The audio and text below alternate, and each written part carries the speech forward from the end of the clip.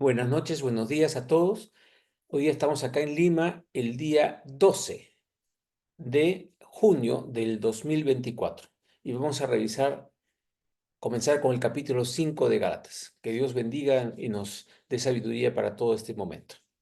Ok, previamente Pablo estaba hablando sobre la gracia, ¿no? Porque la epístola del Gálatas está hablando sobre la fe y la gracia versus las obras, que hemos visto en los 4 capítulos anteriores. Pero ahora Pablo se manda más mensaje y todavía es más que firme, más marcada su defensa de la gracia y cómo es el peligro de caer de la gracia y quedarnos en las obras, en la religión, ¿no? Entonces dice Pablo lo siguiente, versículo 1: Estad pues firmes, firmes, que nadie nos mueva en el cimiento que es Cristo, firmes en la libertad con que Cristo nos hizo libres. Hay que definir esa palabra libertad. Y con esto también esclavitud que dice ahora, y no estéis otra vez sujetos al yugo de esclavitud. Jesús da su vida por nosotros, nosotros lo aceptamos como Señor y Salvador, y Él nos hace libres y nos compra. O sea, eso es nuestro dueño. Antes esclavos del mundo, esclavos de la carne, y ahora nuevas criaturas, porque nacemos de nuevo y nacemos como hijos de nuestro Padre Celestial, hijos de Dios, y herederos y coherederos con Cristo. Ok, entonces esa es la libertad que está hablando. No está hablando de libertinaje ni hacer las cosas a nuestra manera y como no dé la gana. Eso no es libertad de la esclavitud en la cual vivíamos, lejos de Dios y ahora como familia de Dios. Entonces somos libres de esa esclavitud y ahora somos familiares, ¿no? Familia de Cristo y de Padre Celestial, Espíritu Santo.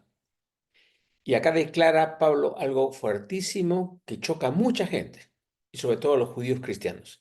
He aquí yo, Pablo, os digo que si os circuncidáis, de nada os aprovechará Cristo. Entonces, pero un momentito, en el Antiguo Testamento, la circuncisión, claro, pero la circuncisión era una obra que no se hacía en un adulto, bueno, sí se entraba así, pero se hacía en un niño de 8 días de nacido. No era por voluntad propia, era como decir, yo como padre estoy ingresando a mi hijo y lo voy a cuidar y criar, como hace el mundo católico con el bautismo. Nuevamente, y ahí va la pregunta, ¿qué es necesario para la salvación? Para la salvación es necesario reconocer a Cristo como tu Señor, como tu Salvador y pedirle que sea ahora tu dueño y el que te dirija tu vida y rendirnos a Él, ¿no es cierto? Eso es lo que dice. Toca el que Él crea, que lo deje introducir. Apocalipsis 3:20, etcétera, etcétera. Entonces, ¿la circuncisión te da salvación? No. ¿El bautismo de agua te da salvación? No. Pero el bautismo es sumergirte. Es decir, si dejamos entrar a Cristo en nuestra vida, es que nos inunde totalmente. Ese es el bautismo en el Espíritu. Por eso dice también Pablo en otra parte, que cuando recibimos a Cristo, recibimos el arras del Espíritu Santo, el adelanto. Y tenemos que sumergirnos en Él, estar totalmente sumergidos en Él. Ese es el bautismo, esa es la gran tensión. Por eso Juan el Bautista dijo, yo bautismo en agua para arrepentimiento, pero después de mí, hablando de Cristo, viene otro que os bautizará en Espíritu Santo y fuego. Ok, entonces acá está hablando lo mismo. Si te circuncidas para estar más cerca a Cristo, estás haciendo una obra de la carne que ya no tiene lugar, porque así está declarado. Inclusive en los Hechos de los Apóstoles, los dirigentes, los apóstoles que estaban dirigiendo la iglesia en ese momento en una reunión con Pablo y con otros y con toda la comunidad cristiana en Jerusalén, Santiago, que era apóstol, Santiago, el que estaba dirigiendo la iglesia en ese momento, hermano de Cristo, declaró el Espíritu Santo y a nosotros nos parece que lo único que tienen que guardar es esto, esto, esto, y no necesitaban ni circuncidarse a los nuevos creyentes. Lo declararon así. Y Pablo dice nuevo, si os circuncidáis, de nada os aprovechará Cristo. Porque la circuncisión, si haces un niño no pasa nada, pero cuando tú quieres pasar a la ley nuevamente, entonces estás negando la gracia. Y ahora voy a explicarlo mejor ahorita.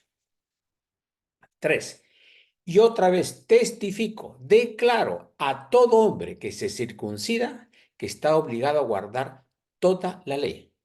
Si tú pues, regresas a los actos de la ley, te pegaste a la ley mosaica de nuevo. O sea, si quieres la ley mosaica, tienes que cumplirla completa. No un poco de la ley mosaica, un poco de Cristo, no. O todo Cristo o toda la ley mosaica. A donde te metes con zapatos y todo. Si realmente quieres a Cristo, es en la gracia. Ok. 4. Que el que se circuncida está obligado a guardar toda la ley. De Cristo os desligasteis. Miren qué fuerte. Cuando nos pegamos a la ley mosaica, nos desligamos de Cristo, porque Cristo vino a cumplir la ley. Él dijo, todo está consumado. Ya lo hizo, ¿sí? De Cristo os desligasteis los que por la ley os justificáis. Yo cumplo esto, yo voy al sábado, hago esto, ayuno. Si te justificas por tus obras, estás desligándote de Cristo. El único que nos justifica es Jesús, su muerte y su resurrección por nosotros. Ok. ¿Y qué dice ahí? De la gracia habéis caído. O andamos por gracia o andamos por obras. Más claro, no puede ser. 5.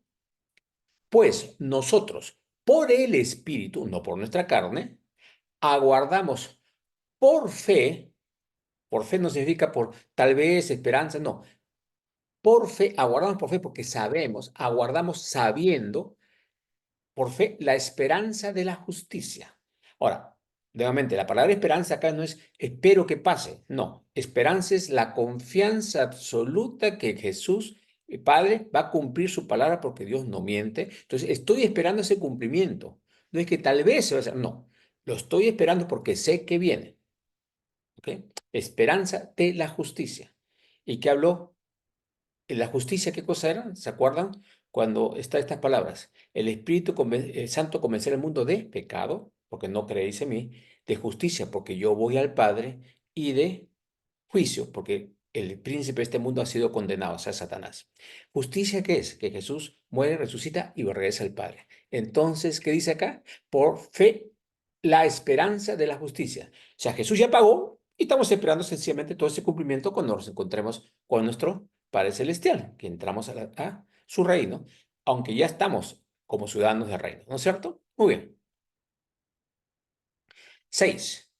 Porque, y lo repite claro, en Cristo Jesús, no con, al costado tuyo, no, con Él en ti y tú en Él, porque en Cristo Jesús ni la circuncisión vale algo, ni la incircuncisión, ninguna de las dos, lo hagas o no lo hagas, tiene valor, sino la fe que obra por amor, que no obra porque tengo interés, porque quiero ganar algo, sino fe que obra por amor.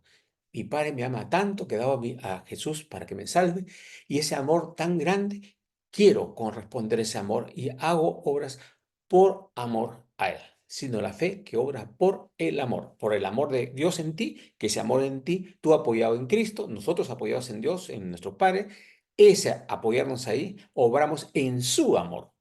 Ok. Versículo 7. Y ahora les advierte algo a los Gálatas. Vosotros corríais bien, o sea, se les instruyó y estaban haciendo las cosas bien. Y pregunta, ¿quién os estorbó para no obedecer la verdad? Ya tenían la verdad. ¿Qué cosa pasó? Le dice.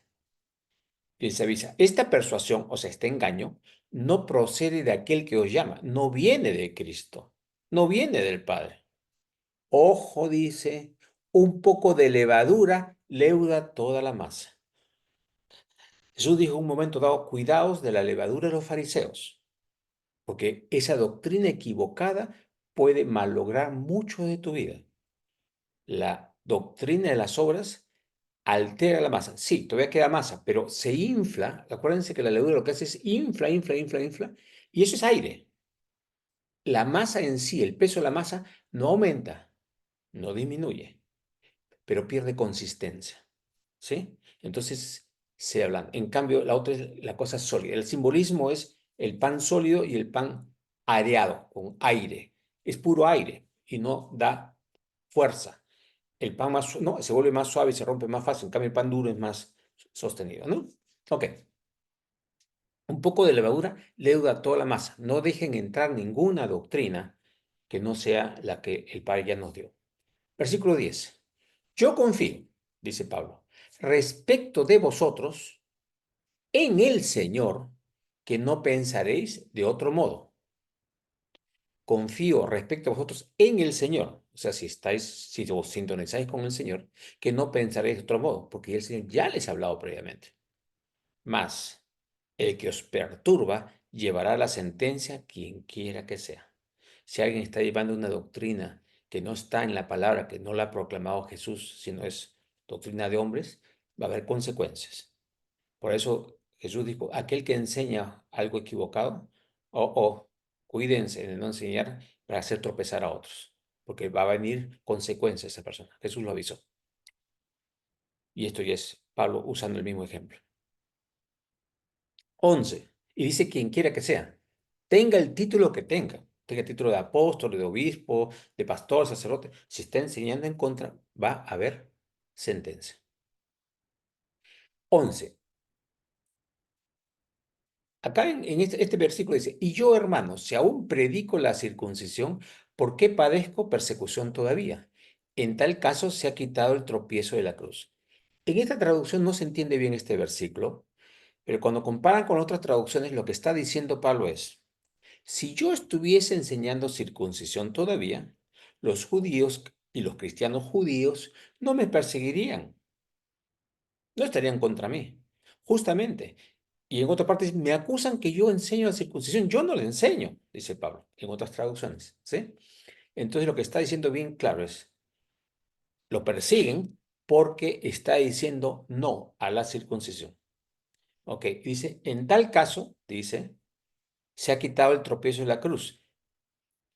Ok, tropiezo de la cruz. Claro, para el judío, la cruz vale nada comparado con la circuncisión. Para ellos la circuncisión es la forma de declararse cristiano. En cambio, nosotros aceptar la muerte de Cristo y su resurrección, esa es nuestra fortaleza, lo cual es un tropiezo para el no creyente. ¿Ok? Eso es lo que está diciendo en el versículo 11.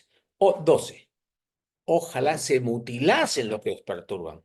Porque, claro, hacer una circuncisión en un adulto que está entrando, ¿no? Que está entrando al cristianismo y toda cosa, es una operación que fastidia, duele, se puede infectar y puede haber consecuencias a ese asunto. Dice, ¿o están enseñando una cosa equivocada? Aquellos que lo están haciendo, ojalá se mutilasen ellos en vez de estar presionando a ustedes. Ya, ese es lo que está diciendo Pablo, ¿no? Ok, 13.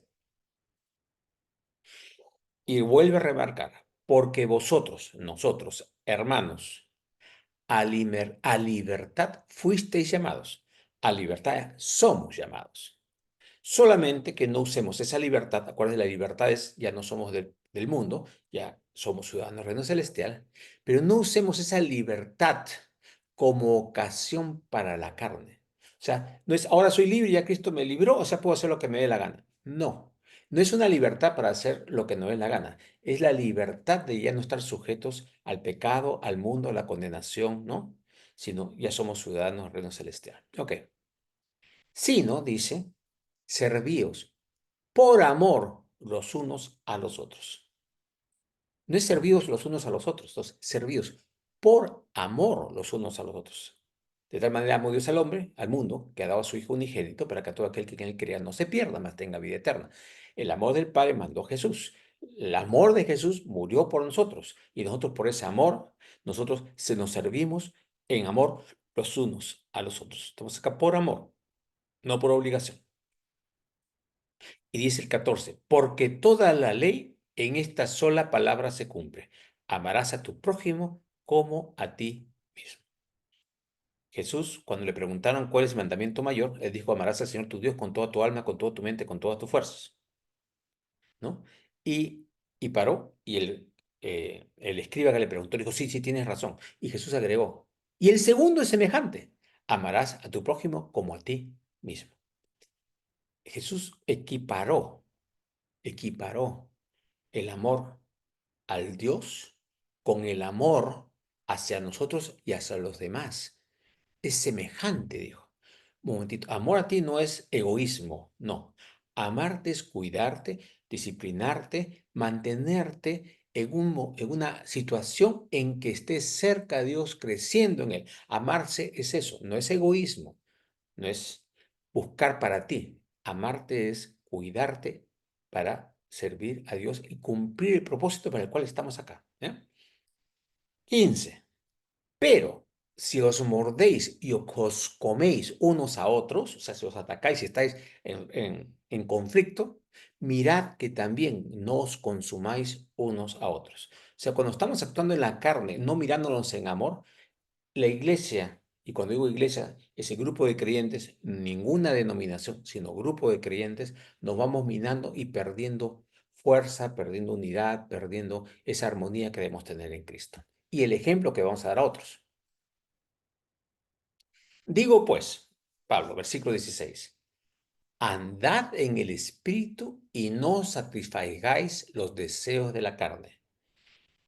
Acá hay que tener cuidado porque después voy a explicar cuáles son los deseos de la carne. ¿Ya? Y vamos a ver. Porque el deseo de la carne es contra el espíritu y el del espíritu es contra la carne. Y estos se oponen entre sí para que no hagáis lo que quisieres. Vamos a explicar esto. Deseo de la carne, por ejemplo, Dios nos ha dado apetito. ¿Ese es un deseo de la carne? No. El exceso es un deseo de la carne. El balance no. Entonces, no es que lo que nos ha dado Dios es para disfrutarlo. Nos ha dado olfato para disfrutar las cosas y al mismo tiempo darnos cuenta que algo está malogrado para alejarnos, ¿no? Nos ha dado visión para ver y también protegernos y disfrutar de la creación de Dios, etcétera, etcétera, etcétera, etcétera. Entonces, los deseos de la carne son los deseos que Dios nos ha puesto para vivirlos en amor y en equilibrio. Y ahorita lo vamos a explicar después nuevamente. Entonces, pero los que no son en amor son de la carne. Y ahorita lo voy a explicar cuáles son. Entonces, se oponen entre sí para que no hagáis lo que quisieres. ¿Qué significa? Que no hagamos las cosas como se nos ocurre, sino como es el plan de Dios para nuestra vida. Y ahora lo vamos a seguir explicando. 18. Pero si sois guiados por el Espíritu, o sea, realmente es qué es lo que Dios quiere. Señor, guíame, ayúdame a vivir en amor, a ver esta persona con tus ojos, qué me levanto para hacer, cómo te sirvo, cómo ayudo a otras personas, cómo hago mi trabajo, cómo cumplo, cómo cuido mi familia. O sea, si somos guiados por el Espíritu porque estamos buscando la guía del Espíritu, y encima hay un versículo sobre la sabiduría que dice, si a alguno le falta sabiduría, pida a Dios, el cual da a todos abundantemente y sin reproche. Cuando también pedimos sabiduría no es conocimiento, es ver las cosas con los ojos de Dios. Sabiduría, para poder hacer las cosas como Dios nos quiere que hagamos. Repito, 18, pero si sois guiados por el Espíritu, no estáis bajo la ley.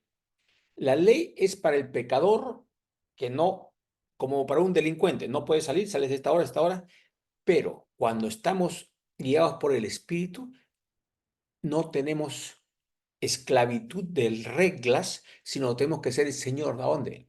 Ahora, de esta noche vas a ir a predicar acá, esta noche vas a cuidar a tal persona, ahora vas a descansar, otra noche vas a ir a hacer un viaje, vas a poder disfrutar de un paisaje. Es, no estamos bajo un esquema rígido, sino estamos guiados por el Espíritu. A eso se refiere con la ley, el esquema rígido. Tenemos que amar, tenemos que perdonar. Claro, ahorita vamos a ver eso, pero el asunto es no estar rígidos. Ya no estamos en esa rigidez religiosa.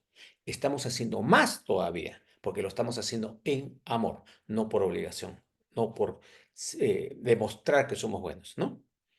19.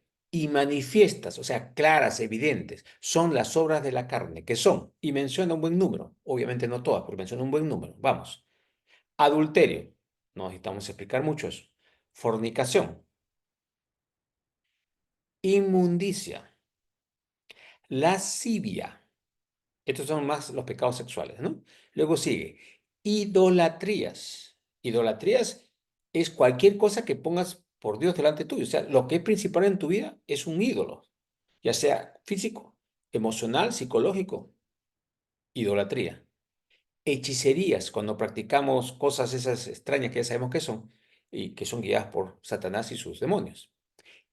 Hasta ahí, eso es espiritual también. Ahora comenzamos algo más, Psicológico y orgullo, por ahí vamos. Enemistades, rencillas, pleitos, celos, iras. Celos es compararse, ¿no?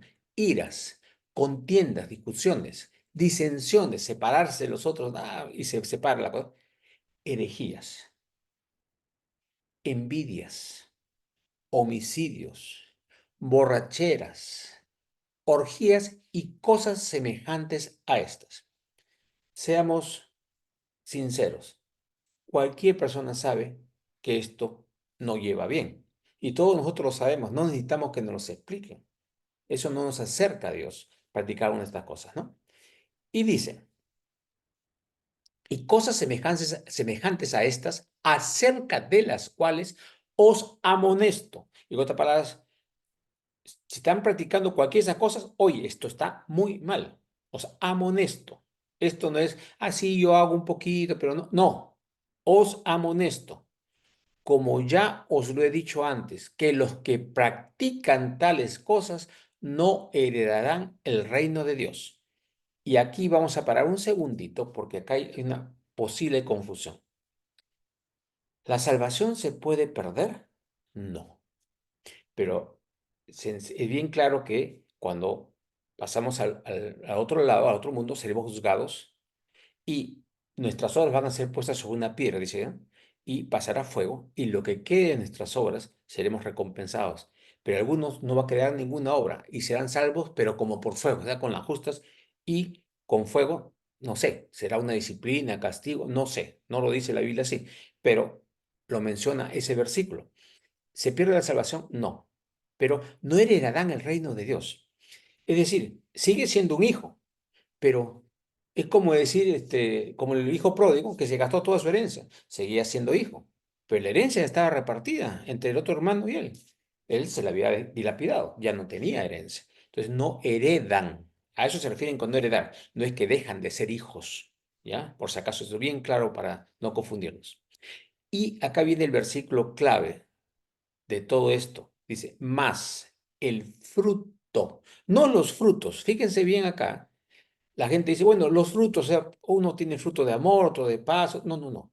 El fruto del Espíritu, o sea, cuando estamos realmente sintonizados con el Espíritu, siguiéndolo, sometiéndonos, buscándolo, aceptándolo, gozándonos, ¿no? Alabando, en ese estado y rompiendo con el mundo, ¿qué cosas nos va a dar eso? Amor, gozo, paz, paciencia, benignidad, bondad, fe, mansedumbre y templanza. La palabra templanza significa equilibrio. Entonces, eso no es un fruto diferente a cada uno, no. Eso es lo que nos ofrece Dios. Todas esas características es el fruto, el resultado de andar en el Espíritu, ¿ok? Fruto es el resultado de andar en el Espíritu. Entonces, claro, algunas de esas cosas las tenemos más marcadas que otras porque cada persona es diferente y no somos perfectos, o sea, no vamos a tener el fruto perfecto mientras estemos acá, es evidente.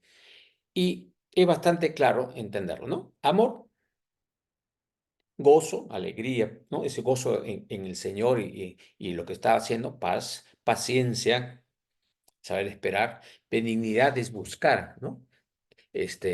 Lo que el Señor quiere, bondad, el trato a los demás, fe, obviamente. Mansedumbre y templanza, lo que voy a explicar un poquito que es más difícil. Mansedumbre es aquel que se somete a su amo. Manso. Mansedumbre no es ahí, yo soy suavecito, no es eso. Está mal entendido eso, ese concepto. Mansedumbre es aquel que obedece a su amo. O sea, un fruto del Espíritu es cuando nuestro Padre nos pide algo, sí, Señor, acá estoy. Eso es mansedumbre. Obedecer al amo, a nuestro Padre Celestial, a Jesús y al Espíritu Santo. Templanza, nuevamente repito, es equilibrio. ¿Ya? El ser humano, en la línea así horizontal no se mantiene, somos así.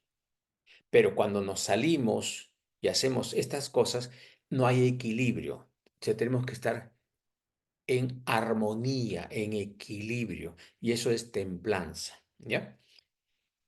Y dice claramente acá Pablo, contra tales cosas no hay ley. sea, cuando vivimos en el fruto del Espíritu, no hay ninguna ley que se nos pueda oponer porque estamos andando en la voluntad y en el plan de Dios. No necesitamos una ley. Si estamos ahí en paz, en amor, en gozo, en benignidad, etcétera, estamos en el Señor y no necesitamos ninguna ley para que nos corrija, porque estamos andando en amor. En amor somos puntuales, en amor no dejamos las cosas por otro día, no dejamos de pagar nuestras cuentas, hacemos las cosas en equilibrio, ¿sí? 24. Pero, en otra dice, más, los que son de Cristo han crucificado la carne con sus pasiones y deseos. Y esto también es que tenemos que llevar nuestra cruz cada día. La palabra cruz muchos lo entienden como un peso, o sea, como cargar la cruz. No cargar un peso, tengo que cargar un peso en mi vida. No es eso. La cruz no significa un peso, la cruz significa muerte.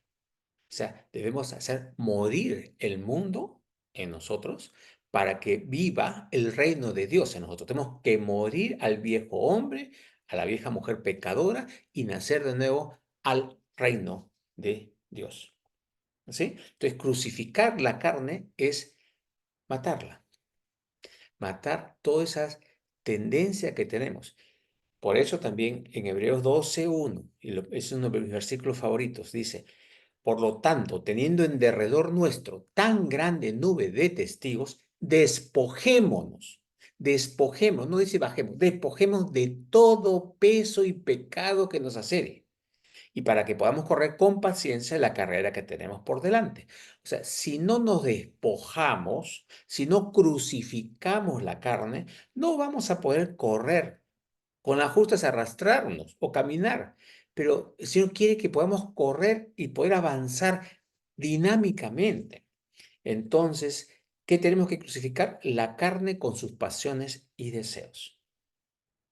La carne es todo lo que va en contra del espíritu. Y ahí se menciona un montón de cosas más. Pero cualquiera de nosotros se pregunta, ¿qué cosa?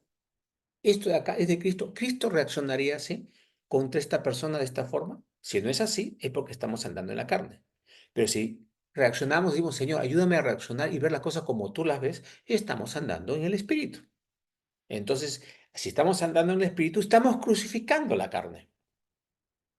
Crucificar la carne es no hacerle caso a la carne, sino hacerle caso al espíritu. Y nuevamente, no es que no puedas disfrutar, por supuesto, puedes disfrutar una buena comida, puedes tomar un buen jugo, puedes divertirte con tus amigos, puedes salir a bailar, siempre y cuando todo sea en equilibrio.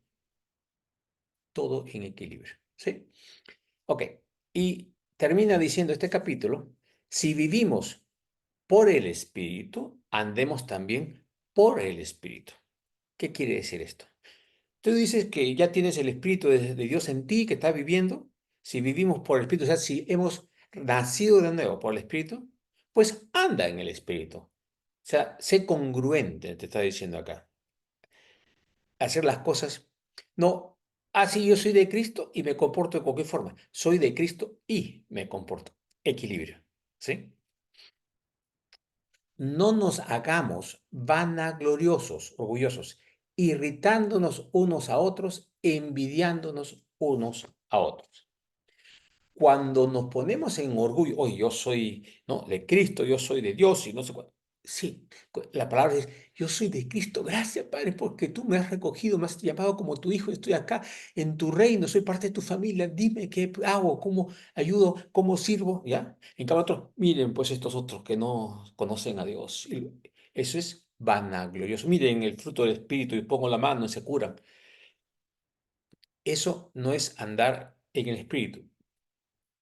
Eso es andar en orgullo y se nos puede subir en muchas cosas. Cuando juzgamos, y es un pecado que también cometo yo, por supuesto, cuando juzgamos, decimos, mira este cómo está haciendo, mira cómo maneja este, mira cómo llega tarde. Cuando alguien está fallando, es una persona que tiene una enfermedad en esa área, esa persona o nosotros en esa área. Entonces, si alguien está enfermo, ¿qué necesita? Necesita médico, necesita una atención. Y Jesús dijo que vino a sanar a los enfermos. Entonces, cuando vemos un enfermo, ¿qué tenemos que verlo? Como médico para ayudarlo, no para criticarlo, no para juzgarlo, ¿no? Y nosotros mismos debemos aceptar que tenemos defectos, porque si no aceptamos eso, no estamos aceptando que tenemos también enfermedades y debilidades, y que Cristo no nos puede librar siendo hijos del Padre mientras nosotros no aceptamos nuestras debilidades, esa enfermedad, para que el médico nos cure. Jesús dice, cuando aceptas que estás enfermo, yo te curo. Pero aceptamos no para sentirnos menos, aceptamos para ser curados. Y enseñamos esa enfermedad que hemos tenido para ayudar a otros. Por eso la palabra dice que podemos consolar a otros por medio de la consolación con que Cristo nos ha consolado a nosotros. Y la otra es, dice, no irritarse los unos a los otros, porque depende de la forma como hablamos o presentamos el evangelio o un pseudoevangelio, estamos confrontando y no buscando el amor, el crecimiento. Hay que decirlo sin irritar, buscando el camino para llevar a esa persona a la sanidad. Imagínate que alguien está con una infección física, necesita un antibiótico y le dice, tengo que ponerte un antibiótico, pero esto va a ser muy doloroso, te voy a poner una aguja tremenda y no te voy a poner anestesia y vas a sufrir con eso, pero después te vas a curar. Esa no es la forma de presentar, mira, estás mal, esto te va a aliviar, te va a sentir mejor, te va a quitar la tos, vas a estar sin fiebre, va a ser una bendición para ti. No lo estoy irritando, si lo estoy buscando un camino para llevarlo a la solución al Padre. Y la otra es envidiándonos unos a los otros. En otra versión dice, no comparándose los unos a los otros. Y voy a acabar esta sesión de hoy día con un pasaje que está en Juan, que dice así, que ya lo conocemos, que ya Jesús ya había resucitado y estaba a punto de partir, le faltaba poco, no sé si horas, un día, algo así, ya estaba por partir, y le dice a Pedro, ¿Pedro me amas? Y Pedro le dice, sí, Señor, te amo. No así, pero luego le pregunté, ¿pero me amas? Señor, tú sabes que te amo. Apacienta mis ovejas, apacienta mis corderos. Y la tercera vez que le pregunta, ¿pero me amas? Y Pedro, entonces, Señor, pero si tú sabes que yo te amo. Y otra vez le dice, cuida, apacienta mis ovejas, a mis corderos. Le está diciendo, ¿cómo mostramos a Dios que lo amamos? Cuidándonos los unos a los otros. No es cuánto vamos al culto, cuánto vamos a la misa, que hay que ir porque es parte de congregarnos, pero no es cuánto hago ayuno, sino cuánto estoy cuidando a mí, porque soy un cordero de Dios, y a los otros que están alrededor mío y los que necesiten, apacentando los corderos, ¿sí? Ok. Y en ese momento pasa Juan por ahí, y Pedro lo mira pasar y dice así con una rabia dentro, dice, ¿y a este qué le vas a pedir? Y Jesús le dice, y si yo quiero que él quede hasta que yo venga, ¿a ti qué? Tú ven y sírveme. En otras palabras dice, a cada uno le voy a dar lo que yo sé que es lo mejor para cada persona. No te compares, y menos con un hermano.